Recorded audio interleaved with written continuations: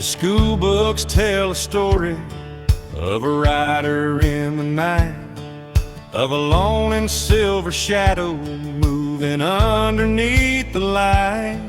But Longfellow was dreaming when he penned that famous line, 'cause the truth is far more tangled and it's colored like the wine. There wasn't any shouting about the British on the breeze, the Don Brandenburg arrival to the redcoats in the trees. They were regulars, they called them, and the mission was a ghost, moving quiet through the shadows of the Massachusetts coast.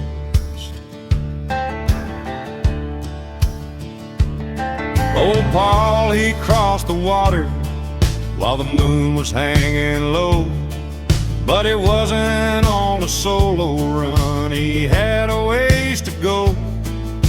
He met a man named Dawes in the dark of Lexington, and a doctor named Prescott before the work was done. 3 riders in the saddle, pushing hard against the bed, trying to find the hidden fuse before the lamp was lit. But the patrol was waiting steady where the road begins to bend, and that's where the midnight ride of Paul Revere would end.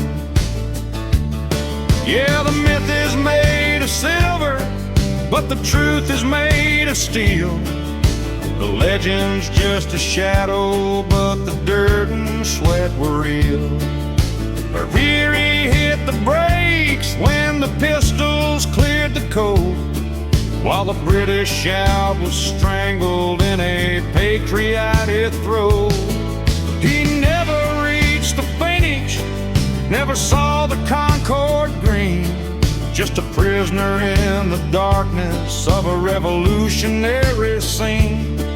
Give the glory to the doctor, give the credit to the wind, for the ride that started legend where the actual man was pinned.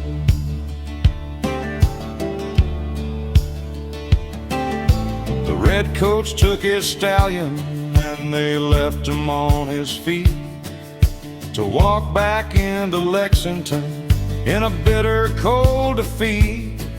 But Samuel Prescott didn't stop, he jumped the Stonewall Gate and left the British reeling near each sudden twist of fate.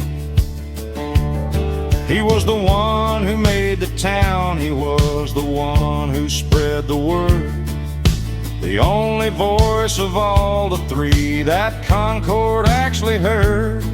While Dawes was lost in shadows and Revere was held at bay, Prescott finished up the run before the breaking of the day.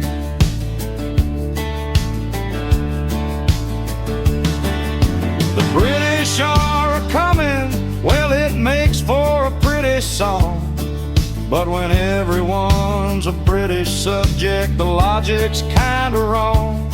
It was a regular alarm, a quiet knock upon the door, a brotherhood of shadows preparing for war. Then Prescott made the finish, Dawes, he made the flight, and Paul, he made the history books on a cold and quiet night. Just goes to show you, son, the man who gets the poem isn't always the one who makes it all the way home.